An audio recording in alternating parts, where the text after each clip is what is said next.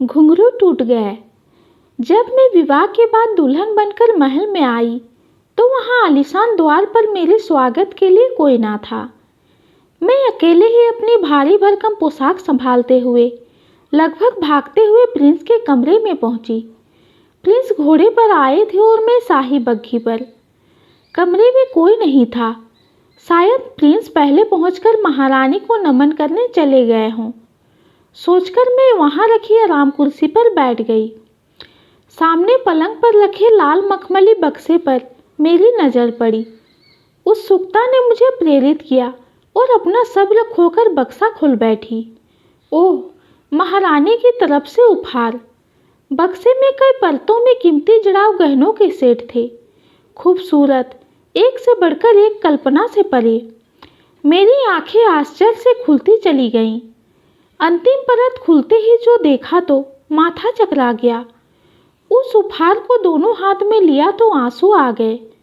वो मेरी माँ की निशानी के रूप में मुझे उपहार में दिए गए थे, शायद याद दिलाने के लिए कि मेरी माँ शाही दरबार में राजनर्तकी थी और वहाँ बड़ी बेरहमी से उनका कत्ल हुआ था। घुंघरू हाथ में लिए रो रही थी कि प्रिंस ने कमरे में प्रवेश किया। पहली बार प्रिंस को देखकर मुझे डर लगा। मैं अपने हाथों में माँ की निशानी लेकर भागी और आंखें बंद करके खिड़की से नीचे कूद गई। कूदते ही लगा किसी ने बाहों में भर लिया। हाँ, वे प्रिंस ही थे जो मुझे आराम कुर्सी से उठाकर पलंग पर लिटा रहे थे। लाल मखमली डब्बा पलंग पर ज्यों का त्यों पलंग के एक कोने पर पड़ा था और मेरा दिल अनजाने भय से धक धक कर रहा था। मेरा पूरा शरीर कांपने लगा। मैं स्वप्न की दुनिया से निकलने की कोशिश करने लगी। प्रिंस कुछ समझ न पाए और मेरा बदन सहलाने लगे। मेरी आंखों से आंसू झरझर बहने लगे। क्या हुआ? कोई बुरा सपना देखा क्या? प्रिंस ने मेरी आंखों में झांका। कुछ नहीं, बस यूं ही माँ का ख्याल आ गया। जानता हूँ, अपनी माँ का पल्लू पकड़कर ही तो तुम घूमती थी बरामदी में, जहाँ मेरा जाना मना था। फिर भी देखो, अपने मोपास में जकड़कर ले ही आया तुम्हें अपने महल में। कहते हुए प्रिंस ने मुझे अपनी बाहों में जकड़ लिया। चाहते हुए भी मैं अपने सपने की बात ना कह सकी, क्योंकि प्रिंस का चुम्बन मेरे होठों को बंद किए हुए था। कुछ देर आंख बंद कर लेटी रही, पर नयनों में नींद कहाँ। रह रहकर माँ का ख्याल निचोड़ डाल रहा था मन को। प्रिंस से कुछ कहकर मधुचंद्र रात्रि का शुभ सौंदर्य नहीं बिगाड़ना चाहती थी। आखिर एक बार ही तो आती ही है रात्रि जीवन में। उनके मुखमंडल पर असीम तृप्ति का भाव फैला देखकर आत्मसंतोष हुआ मुझे। रात भर माँ से जुड़े विचार आते रहे मन में। 15 वर्ष तक माँ के साथ हवेली में रहने के बाद अचानक मुझे नानी के पास भेज दिया गया था। जवान होती सुंदर लड़की महल की मर्यादा भंग कर सकती थी शायद। आश्चर्य तो तब हुआ जब माँ के कत्ल की बात पता चली। रोते रोते आंसू सूख गए होते अगर प्रिंस ने सहारा ना दिया होता। उन्होंने हरकारे भेजकर खर्चा पानी देने की व्यवस्था करवाई और मेरी शिक्षा की भी। मैं उनके एहसानों तले दबती चली गई, क्योंकि राजनर्तकी के मरने के बाद उसकी बेटी का क्या भविष्य होता, यह समझने लायक परिपक्वता आ गई थी मुझ में। फिर अचानक एक दिन प्रिंस की ओर से मेरे लिए विवाह का प्रस्ताव आया। नानी के यहाँ सब लोग आश्चर्यचकित रह गए। नानी अभी तक अपनी बेटी का गम नहीं भुला पाई थी कि नातिन के महल में बुलावा। नहीं, यह छलावा था, विवाह प्रस्ताव नहीं, जिसे वह प्रथम प्रयास में ही ठुकरा देना चाहती थी। पर लोगों के समझाने पर वे इस बात पर राजी हुई कि प्रिंस उनसे स्वयं मिले और बताया कि उनकी बेटी राजनर्तकी रत्नावली की महल में मृत्यु कैसे हुई, क्योंकि महल में दफन इस राज को अब तक राज ही रखा गया था। नानी का पैगाम सुनकर प्रिंस ने नानी को बातचीत के लिए महल के मेहमानगाह में आमंत्रित किया। उनके लिए शाही सवारी भेजी गई, पर बातचीत का कोई हल नहीं निकला। नानी ने बेटी खोई थी, उन्हें इंसाफ चाहिए था। कैसे अपने घर की दूसरी बेटी महल के हवाले कर देती। अंत में प्रिंस ने आश्वस्त किया कि विवाह के बाद वे मुझे सब बता देंगे। उन्हें डर था कहीं बगावत ना हो जाए या फिर राज परिवार वाले उन्हें यह शादी ही ना करने दे। शायद विवाह प्रस्ताव भेजने से पहले उन्हें राज परिवार के विरोध का भी सामना करना पड़ा था। सोचते सोचते आंखें लगी ही थी कि प्रिंस ने मेरी तरफ करवट बदलकर एक बार फिर मुझे प्यार से सरोवर कर दिया। चलो उठो रानी कर्णिका, रानी माँ से मिलने जाना है तुम्हें। वे वक्त की बहुत पाबंद है और नियमों की भी। नियम? कैसे नियम प्रिंस? पहले तो तुम मुझे प्रिंस मत कहो, मैं तुम्हारा नीलमणि हूँ। रानी माँ से मिलने के तौर तरीके तुम्हें हमारी धायमा समझा देंगी।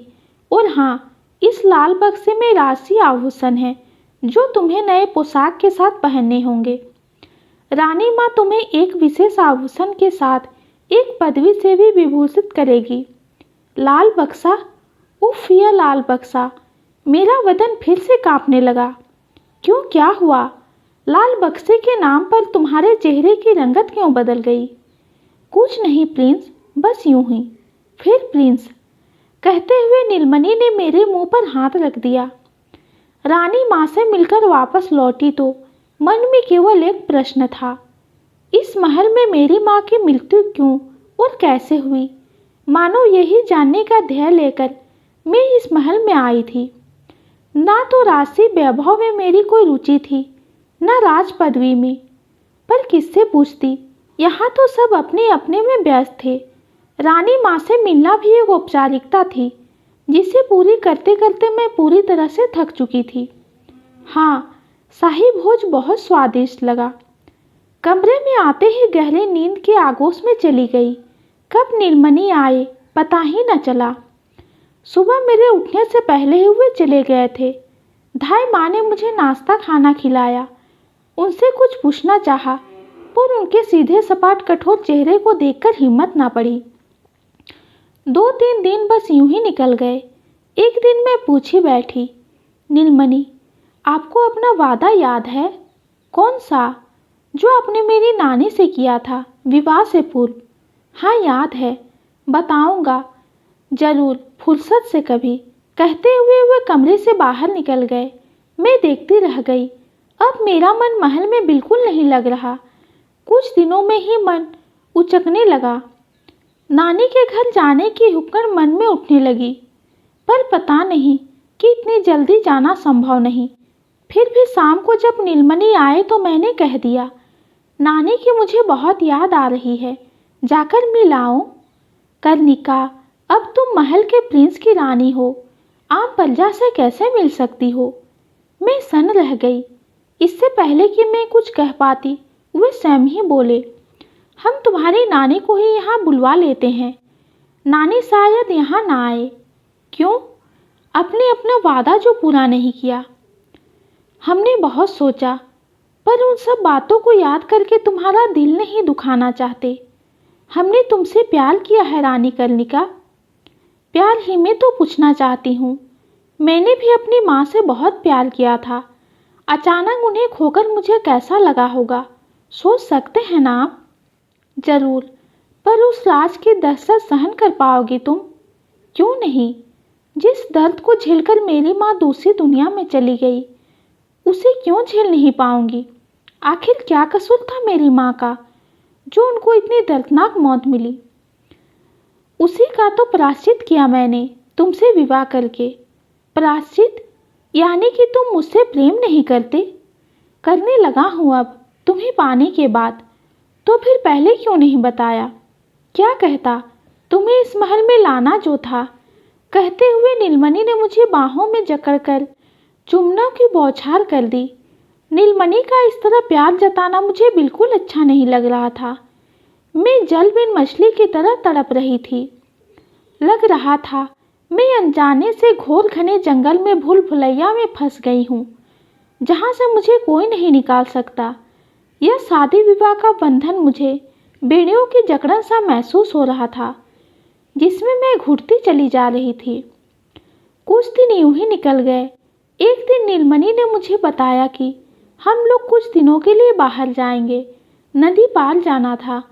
बड़ा सा राजसी शिकारा था जहाँ हर तरह की सुख सुविधाओं की बड़ी सुंदर व्यवस्था थी। नदी पर पहुंचकर देखा तो वहाँ भी सुंदर महलनुमा हवेली थी। हवेली पहुंचकर आराम करने के बाद दूसरे दिन साधारण सी बग्घी में आम लोगों की पोशाक में हम लोग सफ़र के लिए निकले। जाहिर है सफ़र सुहाना था, राशि तामझाम से मुक्त। अचानक लगा हमारी मंजिल आ गई। शायद विश्राम के लिए रुकना था। एक सुंदर महल के अंदर हम गए। देखा तो वहाँ 3 साल का बच्चा खेल रहा था। नीलमणि ने पूछा, बेटा श्याम, तुम्हारी माँ कहाँ है? बच्चे ने उंगली से बंद कमरे की तरफ इशारा किया। तभी दरवाजे की साकल खुलने की आवाज़ आई और सामने जो देखा तो लगा कोई सुंदर देवी प्रकट हो। 16 श्रृंगार किए मेरी माँ सामने खड़ी थी। विश्वास नहीं हुआ। लगा सुखद स्वप्न देख रही हूँ। दौड़कर माँ के गले लगकर ना जाने कितनी देर तक रोती रही। प्रिंस नीलमणि से कुछ पूछना बाकी ना रह गया था। पलटकर देखा तो नीलमणि वहाँ ना थे। तो क्या मुझे मेरी माँ से मिलाने के लिए नीलमणि ने मुझसे विवाह किया था? यह राज एक राज ही रह जाता अगर सच्चाई माँ से पता नहीं चलता। माँ ने बताया कि नीलमणि की मदद से ही आज वे जिंदा हैं, नहीं तो महल में उनकी जान को खतरा पैदा हो गया था। उनका कसूर केवल इतना था कि वे नीलमणि के चाचा राजा चंद्रभान जी से मोहब्बत कर बैठी थी, जो एक ऐसा व्यक्ति थे। माँ को लगा कि राज परिवार का सदस्य बन जाने से उनका सम्मान बढ़ जाएगा, पर ऐसा हुआ नहीं। सच्चाई पता लगते ही राज परिवार के लोग उनकी जान के पीछे पड़ गए, क्योंकि एक राजनर्तकी को राज परिवार के किसी सदस्य से प्रेम करने का कोई अधिकार नहीं। उसकी संतान राज परिवार का सदस्य कैसे बन सकती थी? तब नीलमणि ने उनकी प्राण रक्षा की। उनको जंगल में मारकर छोड़ देने के बहाने इस घर में लाकर रखा। मुझको उन तक पहुंचाने के लिए ही नीलमणि ने मुझसे विवाह किया। हालांकि इस विवाह को मान्य करने के लिए राजमहल में कोई तैयार नहीं था। महल में शायद मुझे भी मारने के षड्यंत्र की भनक उन्हें लगने लगी थी, इसलिए वे मुझे उनके पास ले आए। ओह, इतना बड़ा षड्यंत्र, और मैं इन सब बातों से अनजान। तो क्या नीलमणि मुझे कभी लेने नहीं आएंगे? पिछले कुछ दिनों में मैं तो उनके प्रेम में पड़ चुकी थी। नहीं बेटी, वो तुमसे प्रेम करते हैं तब से जब तुम महल से चली गई थी। मुझसे अक्सर तुम्हारे बारे में बात करते थे। मैं नीलमणि के बारे में सोच ही रही थी कि वहाँ कुछ लोग आए और ज़बरदस्ती मुझे, मेरी माँ और उनके बेटे श्याम को बांधकर एक किलेनुमा इमारत की अंधेरी कोठरी में ले गए। उन्होंने शायद हमारे शिकारे के पीछा किया होगा और हवेली से आते हुए पीछे पीछे माँ के घर तक चले आए। बरसों हो गए किले की कोठरी में मृत्यु को प्राप्त हुए। माँ और उनके पुत्र को मुक्ति तभी मिल गई मरने के बाद, पर मेरी आत्मा आज भी भटकती है उस किले में। नीलमणि के प्रेम को पाने के लिए ना जाने कब मुझे मुक्ति मिलेगी। शायद किसी जन्म में मैं नीलमणि को पा सकूं। उस जन्म में तो नीलमणि मुझे पाकर भी खो चुके थे, क्योंकि जिस अंधेरी कोठरी में हमें रखा गया था वहाँ परिंदा भी पर नहीं मार सकता था। धन्यवाद।